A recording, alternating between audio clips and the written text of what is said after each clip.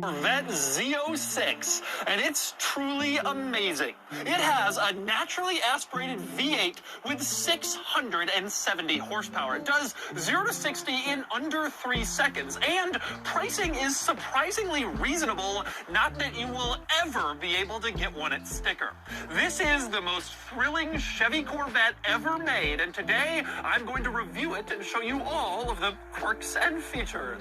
All right, I'm going to start the quirks and features, the new C8 Z06, with a little overview of exactly what this car is and some of the specs and details. So, obviously, this is the high-performance version of the new C8 Corvette, but the C8 is pretty high performance itself. Well, this is a lot more. C8 has about 500 horsepower. This has 670 horsepower. Massive number, and the result is massive performance. 0 to 60 in the 2s, high 2-second range, quarter mile in 10.5 seconds at 130 miles an hour, according to Car and Driver. This thing runs stock mid-10s. Absolutely incredible. And the powertrain is pretty incredible too. It's a 5.5-liter naturally aspirated flat plane crank V8, an exotic car engine with no turbocharging or supercharging. Get to this number, just a big old cool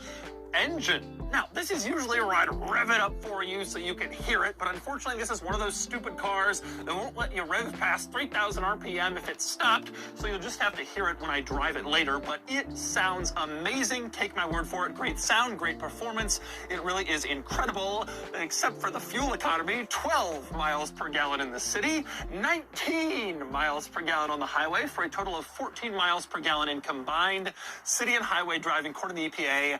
Then again, that's not why you're buying this, and probably nobody cares about that. But people do care about this. This is probably the last of its kind. Chevy has already announced there's going to be some sort of plug-in electrified Corvette coming on its way. You have to imagine that the electrified Corvette lineup will only expand as we get further and further into the EV era. I'm not going to say this is the last naturally aspirated V8 high-performance Corvette, but it very well could be. Next up, let's talk pricing. This is the window sticker for the new Z06, the Monroney label as they call it. This car starts around $115,000 with shipping, and this particular Z06 is equipped to just under $150,000, but frankly, discussions of pricing, at least right now, are laughable because nobody is going to get one of these cars at the sticker price. Demand is incredibly high, and I've heard of Z06s trading for $100,000 over the MSRP because of the laws of supply and demand. So this car has a pretty reasonable price tag given the performance level, the fact that it could be the end of an era, but no one's going to be able to get it for that price tag, at least not easily, and at least not. Z06 is technically a coupe model. I say technically because it has a removable roof panel that you can take off, and then you have a wide open space above you like a convertible, but there is also an actual convertible version of this car that's available. The convertible version of the Z06 starts around $7,500 more than the coupe, and truthfully, with its roof down, you have about the same amount of open roof as you do in the coupe with the hardtop off. The difference is really just ease. In this car, to get the roof off, you gotta undo a couple of latches and then lift the roof off physically, which is heavy and cumbersome, and then stow it in the trunk. With the convertible, there's just a button on the door that you press, and the roof goes down. Worth $7,500? I don't know. It certainly will be to some. But anyway, next up onto the quirks and features of the C8 Z06. Now, obviously, I've already reviewed the regular C8 Corvette. That was one of my most viewed videos ever, and I did a full tour and walk around of the Z06 back when it was first announced before I could drive it. So I'm not going to go over everything here, but I will touch on the big stuff to show you the cool quirks and features, starting with the fact that this car looks pretty much insane. On the outside, bright orange really grabs your attention, but also huge wing, front splitter. This looks like a serious performance car. Now, some of this stuff is not standard on the Z06. A lot of its crazy look is thanks to the carbon fiber air Demuro package, which is a $10,500 option. And it includes that massive wing back there. They call it the high wing, and it's huge, and it's carbon fiber, and it's certainly distinctive in performancy. That package also includes the front splitter, which is another massive piece of carbon fiber that gives this car a more aggressive look. Again, not standard in Z06, but you get that package, you get this carbon fiber splitter that really distinguishes this from a regular C8. Now, beyond that, in terms of options that stand out on the outside of this car, the roof panel is another. It is also in carbon fiber, and it is not part of that carbon fiber aero package. To get the carbon fiber roof panel, you gotta spend another $2,500. And speaking of carbon stuff, let's talk brakes. This car has the optional carbon ceramic brakes, which will increase its braking capabilities on the racetrack by reducing brake fade. Those carbon ceramics are $8,500 extra. Some pricey options for a pricey car. Now, one cool feature that this Z06 doesn't have, a little disappointed about, is carbon fiber wheels, which are available on the C8 Z06, and they dramatically reduce the weight at each corner of the car, but they are expensive. $10,000 for carbon fiber wheels, or $12,000 if you want the wheels unpainted. They're charging more money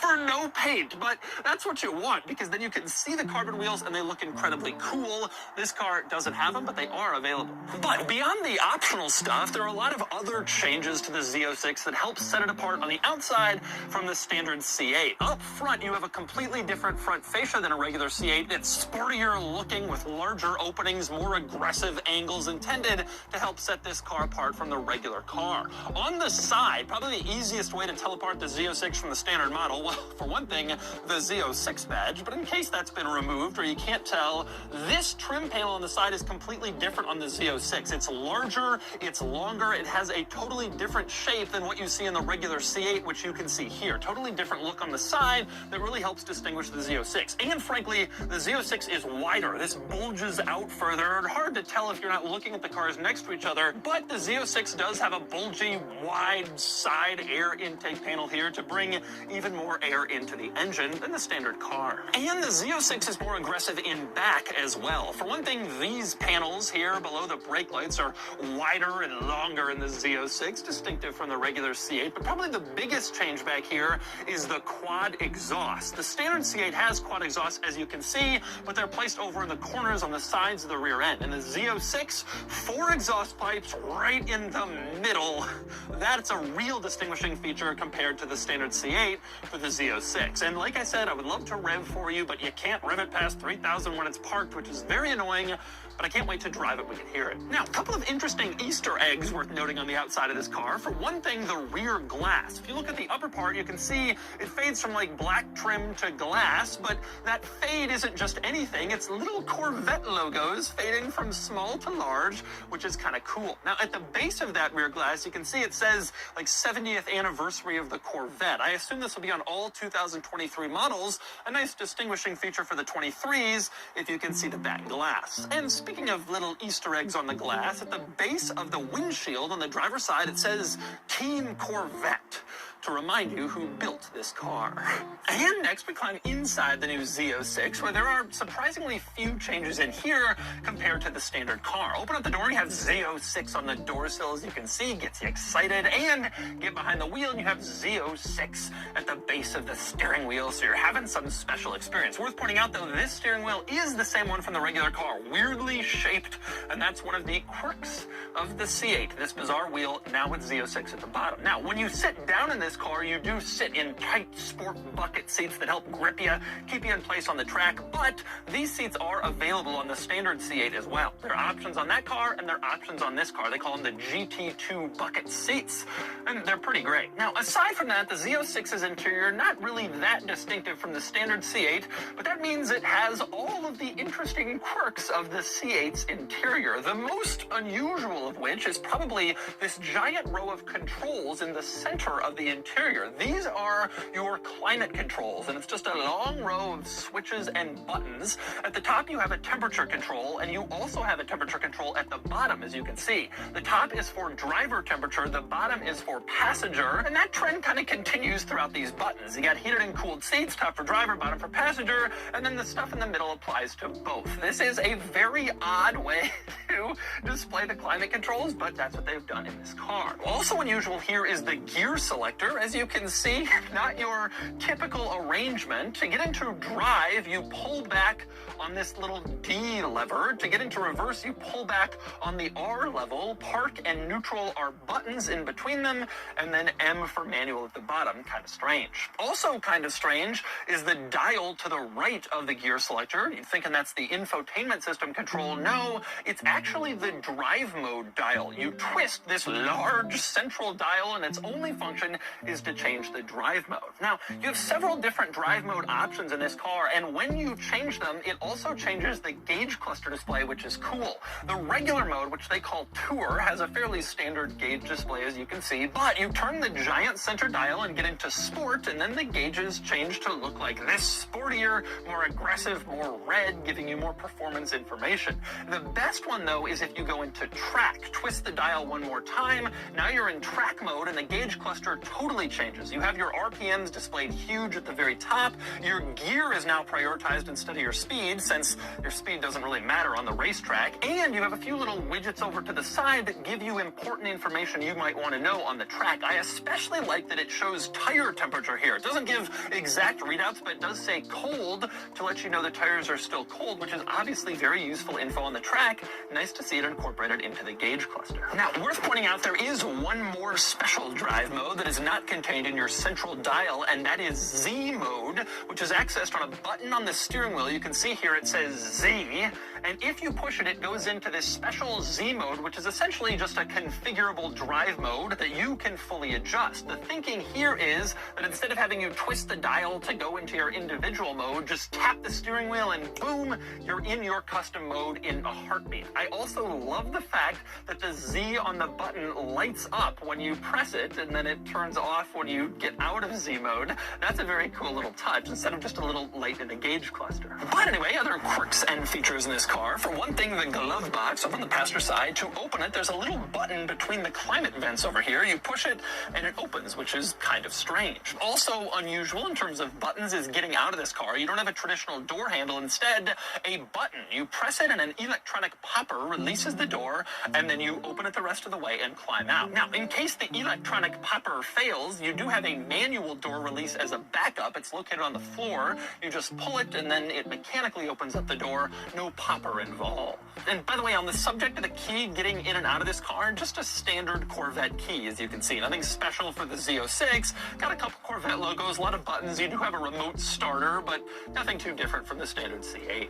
Next up, another nice detail in this interior is the mirror situation. You can see right now this is a regular mirror, but if you flip this switch on the bottom, it becomes a camera. More and more cars are starting to go to these camera mirrors, and I especially like it in sports cars where visibility is a little compromised, but the camera, it's not really compromised at all. You can see the mounting position for the camera is here, pretty far in the middle of the car actually, but it does its job, and you can see behind you quite well with this camera mirror. Now, also worth pointing out, in the center of this car, between the seats by the backrest, you can see a badge that says Corvette 70, 1953 to 2023. Again, I suspect this is going to be on all 2023 model cars to commemorate the 70th anniversary of the Corvette. But anyway, next up, a few highlights of the infotainment system in this car. For one thing, just the basics. It's very easy to use, like in other General Motors vehicles. Simple, responsive, intuitive. You swipe your finger, it moves. It all works pretty much exactly like you would expect. A couple of cool things about the infotainment specifically in this car. For one thing, it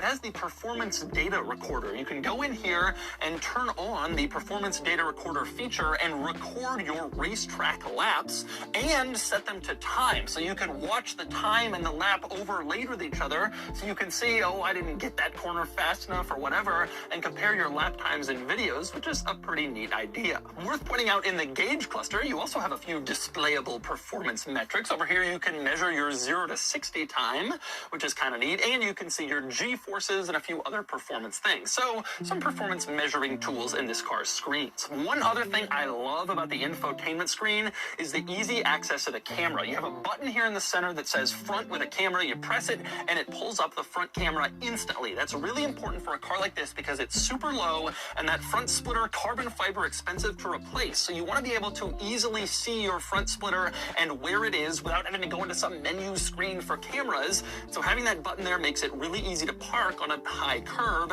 and not hit anything. Now, final thing worth pointing out about the interior in this car, the materials. It's fine in here, but not like incredibly nice. Not as nice as European rivals or some really high dollar sports cars, Porsche, Ferrari, that sort of thing. Again, nice in here, but not amazing. And there are a few pieces of fit and finish that just really don't look all that great. For instance, the turn signal stock and the windshield wiper stock feel so radically cheap, like they just got pulled out of the cheapest Chevy they could find. Also, this seam lines up in a weird way with this other seam in the center console. This gap of the door panel looks a little strange. You get a few of those things throughout this interior. It's nice in here, but it's not really expensive luxury performance car nice. That's never mattered that much to Corvette buyers, and it may not be a big deal here, but it's worth pointing out when you get into the $150,000 price point. And next up, we move into the back of the new Z06, underneath this rear panel where you have two important things back here, a cargo area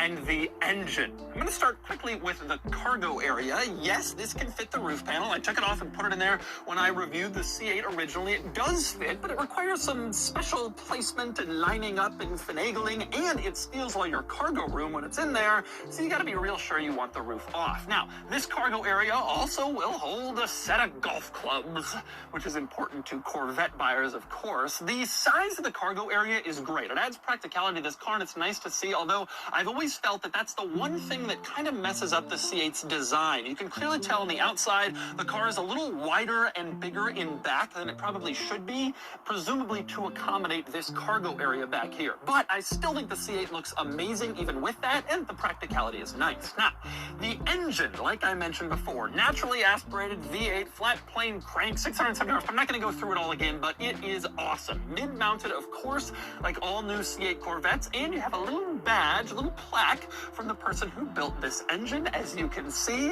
which adds a little pride to the whole thing, gives it a little personal touch like some modern performance cars have. Now, a couple of interesting things about this rear panel. For one thing, closing it, you don't have to slam it down. There's a little hole in the back for your fingers. You push it down, or if it gets close enough, it automatically soft closes. So you don't slam it down, it will electronically latch itself, which is actually a pretty cool idea because this panel is so big, you don't want to be constantly slamming it. Electronic latching is better. Now, one thing I think is really interesting, the rear spoiler is not mounted on this movable rear panel, but rather fixed on the car itself. And look at the tolerance between this rear panel and the spoiler. Very, very slim. You don't want things to get off kilter here. They barely pass each other as it is. Now, one annoyance of having the rear spoiler here is it means when you load stuff into the trunk, you gotta load it over the spoiler, which adds a little bit of risk. You might damage it, you might scratch it. You can see the spoiler bends down in the center to make loading easier, but it's still pretty high up, and you gotta lift stuff way past the spoiler, and I could see some getting damaged lifting things into the cargo area. Now, it is worth pointing out, this car also has a second cargo area, which is up front. You do have a front trunk, and it's reasonably large, not huge, but enough space for some extra stuff, especially if you have your roof panel in your rear cargo area. You got some space where you can store stuff in front. And you have this little button to escape the front trunk, just in case someone ever tries to kidnap you in their C8 Z06. And also, you have to be very small, but it's there. All right, driving the new C8 Z06. I am so excited for this. I filmed a tour of this car back when Chevrolet first showed it off a year ago, and I've been looking forward to driving it ever since, and I'm so thrilled that I finally am. Unfortunately, Chevy has given me this car for a few days, and it's raining, which is insane. Number one, it never rains in San Diego, but number two, when I filmed the original C8, my first review, it was raining then too. So something about me and C8s in rain. Although, about a year and a half ago, I rented a C8 on Turo in Florida, and I had it for the whole weekend, drove it a ton, no rain that weekend, I really fell in love with it. And that's kind of where I'm coming from. Like, I really love the C8, so I'm curious how the Z06 improves upon that. So, here's the answer. First thing is obvious. The moment you drive this car, the moment you get into it and drive it, this car is pretty focused, pretty hard-edged. It's a serious car. And I mention that for two reasons. Number one, the regular C8 is already a pretty serious sports car. Like, it is very capable, pretty impressive performance. Like, it's really something. But this is a totally different level. It is rough riding. It is loud. The suspension is harsh. The suspension is focused. You gotta be ready for that if you buy this car. And I say that especially because I think a lot of Z06 owners in the past have not really been in that camp. They've bought it because they wanted the coolest Corvette or whatever. And I think this isn't the time to do that. This car is the coolest Corvette, but it's also an insane performance car, rough riding. If you're just looking for the coolest Corvette and you buy this, you might regret just how rough and focused this car is. It really is a very serious sports car. Now, let's talk about a few other things. For one thing, I can't not, because you couldn't hear it earlier, we gotta talk sound, which is amazing.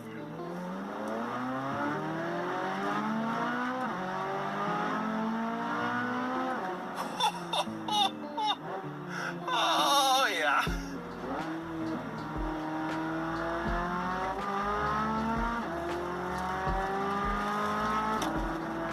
Oh.